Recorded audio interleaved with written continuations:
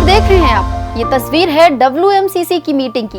ये मीटिंग कल यानी ट्यूसडे को चीन के बीजिंग में संपन्न हो गई, लेकिन इस बार ये मीटिंग कई मायनों में खास रही। दरअसल 25 मार्च 2025 को बीजिंग में भारत चीन working mechanism for consultation and coordination on matters यानी WMCC की 33वीं बैठक हुई। इसका मुख्य फोकस सीमा विवाद कम करना और आपसी सहयोग बढ़ाने पर रहा।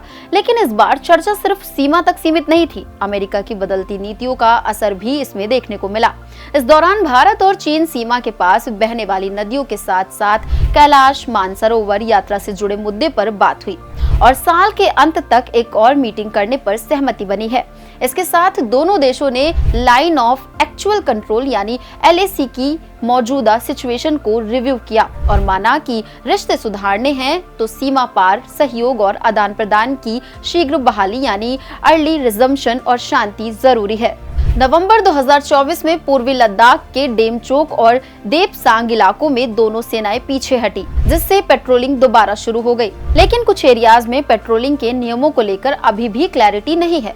भारतीय सेना का कहना है कि LAC पर स्थिति नाजुक लेकिन कंट्रोल में है।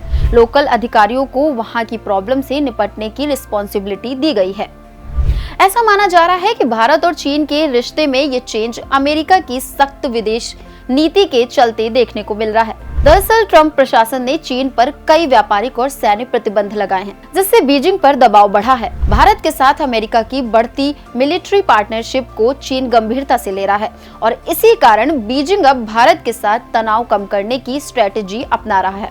भारत और चीन के बीच सीमा विवाद नया नहीं है। 2020 में गलवान घाटी में हुई झड़प के बाद दोनों देशों के रिश्तों में तनाव बढ़ गया, लेकिन अब दोनों देश बातचीत के जरिए हल निकालने की कोशिश कर रहे हैं, जिसके लिए इस साल के अंत में भारत में एक और बैठक होगी, जिसमें आगे के प्लान्स पर बात होगी। विवाद सुलझाने के लिए डिप्लोमेट और सैन्य अधिकारियों की बातचीत जारी रहेगी। इस बैठक से साफ हुआ है कि भारत और चीन अपने विवाद कम करने और आपसी सहयोग बढ़ाने की कोशिश कर रहे हैं, लेकिन अब भी कई मुद्दे बाकी हैं, खासकर बफर जोन और गश्त के नियमों को लेकर। आने वाले महीनों में होने वाली बातचीत से ही पता चलेगा कि दोनों देश कोई ठोस समाधान निकाल पाते हैं या नहीं।